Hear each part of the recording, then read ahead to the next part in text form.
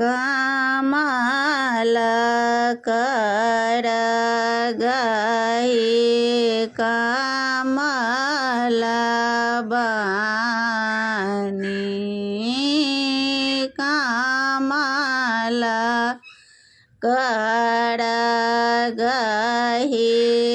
कमल बनी कमल कोर बीच शोभित कमल कोर बीच शोभित सिंह पर एक कमल राजित सिंह पर एक कमल राजित ताहि ऊपर भगवती ताहि ऊपर भगवती दाँत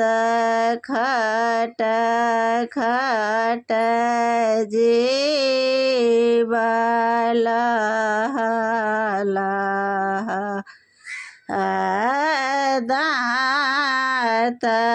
खट खट जीव लह लह सोने दाँत मढ़ाबीती सोने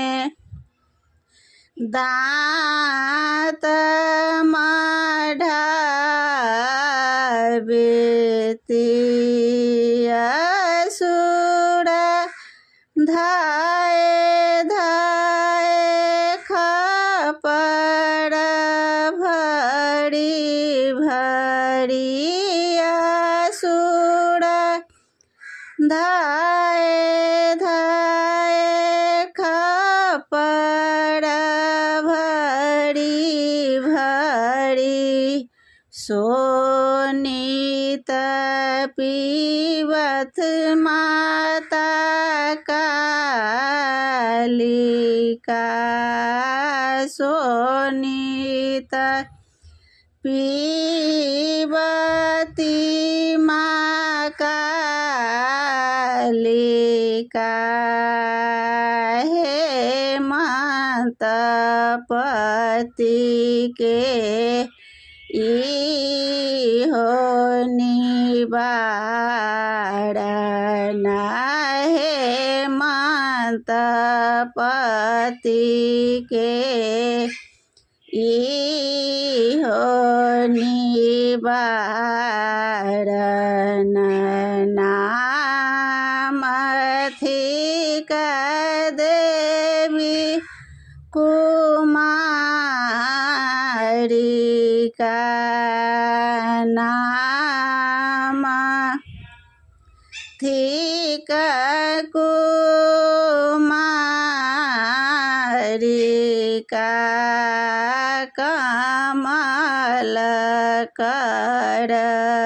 करगहि कमल बनी कमल करगहि कमल बनी कमल कोर बीच शोभिता कमल कोर बीच शोभिता।